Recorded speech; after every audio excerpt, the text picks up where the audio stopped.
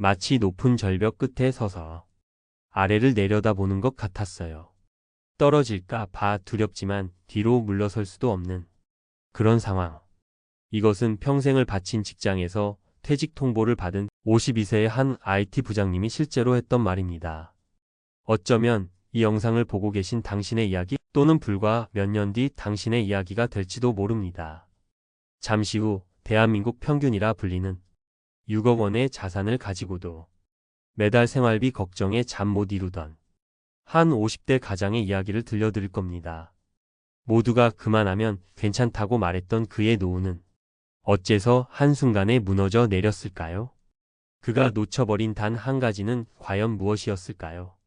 오늘 이야기는 바로 그 절벽 끝에서 시작됩니다. 54세 김도영 부장님. 모두가 알아주는 대기업에서 30년 가까이 성실하게 일했습니다. 퇴직 직전 연봉은 8천만 원에 가까웠고 경기도의 시가 6억 원짜리 아파트 한 채도 가지고 있었습니다. 그는 가끔 언론에 나오는 대한민국 가구 평균 순자산 5억 이라는 기사를 보며 안도했습니다. 나는 평균 이상은 되는구나. 이만하면 노후가 아주 캄캄하지는 않겠지. 그렇게 막연히 믿었습니다. 하지만 퇴직 도장이 찍힌 서류를 받아든 순간 그가 믿었던 세상은 신기루처럼 사라졌습니다. 현실은 냉혹했습니다. 그가 철석같이 믿었던 자산 6억의 실체는 끔찍했습니다. 가계금융복지조사가 말하는 평균 자산에는 평균 부채 1억 원이 포함돼 있었고 더 큰 문제는 순자산 5억 원 중 4억 5천만 원이 꼼짝없이 아파트에 묶여 있었다는 사실입니다. 그가 당장 꺼내 쓸 수 있는 현금성 자산은 1억 5천만 원이 채 되지 않았습니다. 국민연금을 받기까진 아직 몇 년이 남았고 설령 받는다 해도 예상액은 월 150만 원 남짓. 하지만 아이들 대학 등록금 마지막 학기가 남아 있었고 연로하신 부모님 요양비에 부부의 최소 생활비를 더하니 매달 고정적으로 350만 원이 넘는 돈이 필요했습니다. 매달 200만 원씩 통장 잔고가 바닥을 드러내는 소리가 들려왔습니다. 1억 5천만 원은 눈 녹듯이 사라져 갔습니다. 다급해진 김 부장님은 재취업 시장의 문을 두드렸습니다. 하지만 그의 화려했던 경력은 오히려 걸림돌이 됐습니다. 나이도 많고 직급도 높아 쓰기 부담스럽다는 말이 비수처럼 날아와 꽂혔습니다. 결국 그는 자신의 전문성과는 아무런 상관이 없는 단순 근로직을 알아보기 시작했습니다.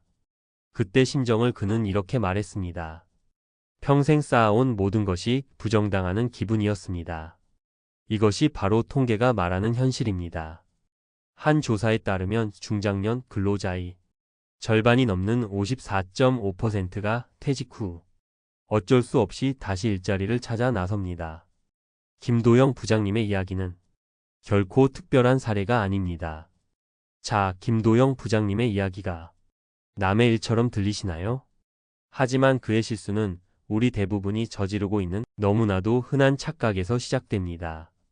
도대체 우리는 무엇을 놓치고 있었던 걸까요? 첫 번째 착각은 자산과 현금 흐름을 혼동했다는 것입니다. 김 부장님은 그래도 집 한 채 있으니 괜찮다고 생각했습니다. 하지만 노후에 우리를 지켜주는 것은 장부상의 자산 총액이 아니라 매달 마르지 않고 통장에 들어오는 현금 흐름입니다. 자산은 우리 집 창고에 쌓아둔 쌀가마니와 같고 현금 흐름은 매일 팝상에 오르는 따뜻한 밥과 같습니다. 6억 자산가도 당장 쓸 돈 200만 원이 없어 허덕이는 것이 바로 이 때문입니다. 두 번째 착각은 연금의 역할을 지나치게 과대평가했다는 것입니다. 그래도 나중엔 연금이 나오니까 라는 말이 가장 위험합니다. 관련 통계에 따르면 노후에 필요한 최소 생활비는 월 177만 원이라고 합니다. 하지만 현재 공적연금만으로는 이 금액을 채우기 벅찬 경우가 많습니다. 월 100만 원 남짓의 연금으로는 최소한의 품위 유지조차 버거울 수 있습니다.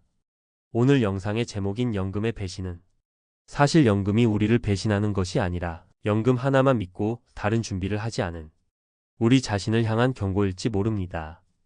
연금은 노후를 책임져 주는 해결사가 아니라 수많은 버팀목 중 하나일 뿐입니다. 세 번째 착각은 퇴직 후의 삶을 너무 안일하게 생각했다는 것입니다.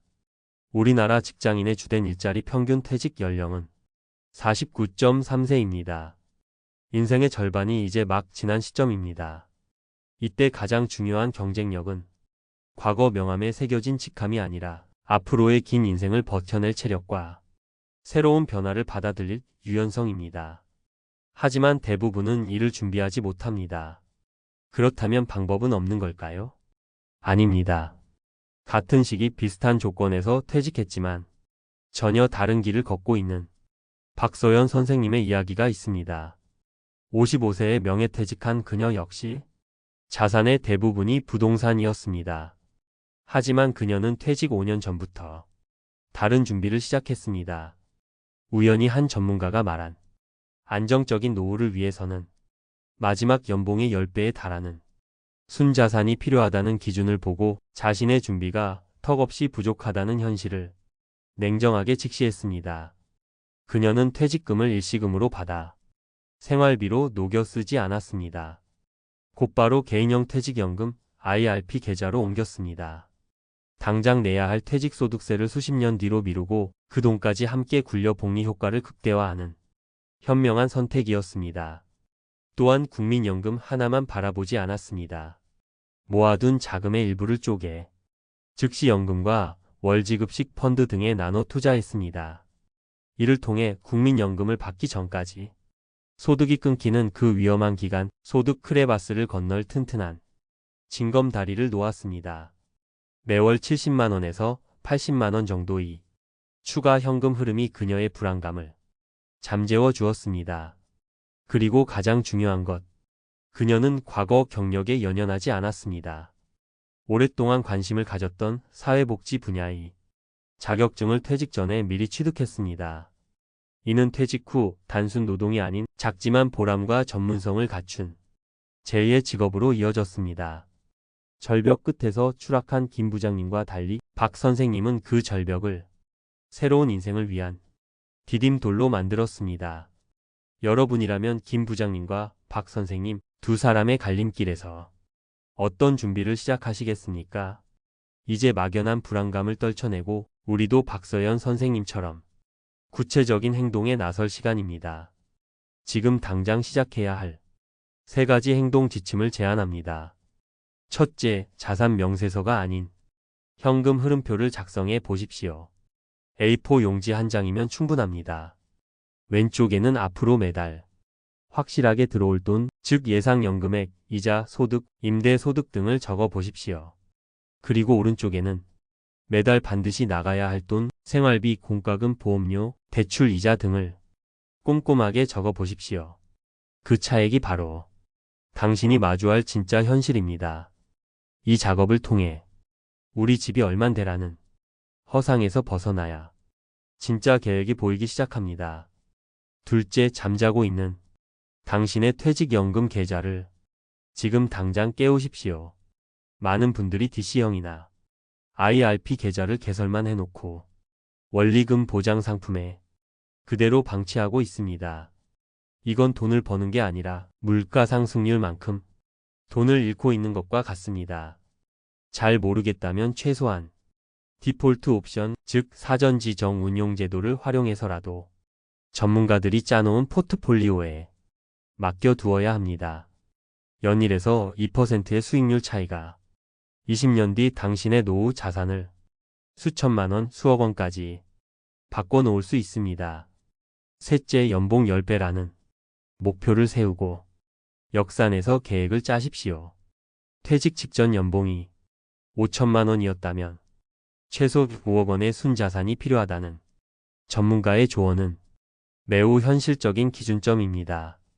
지금부터 그 목표 금액을 설정하고 그 돈을 만들기 위해 앞으로 남은 기간 동안 매달 얼마를 어디에 어떻게 저축하고 투자할지 구체적인 계획을 세우는 것이 중요합니다.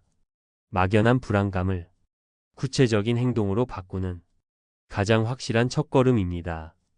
오늘 우리가 이야기한 월 100만 원 연금의 배신, 사실 연금 제도가 우리를 배신했다는 뜻이 아닙니다.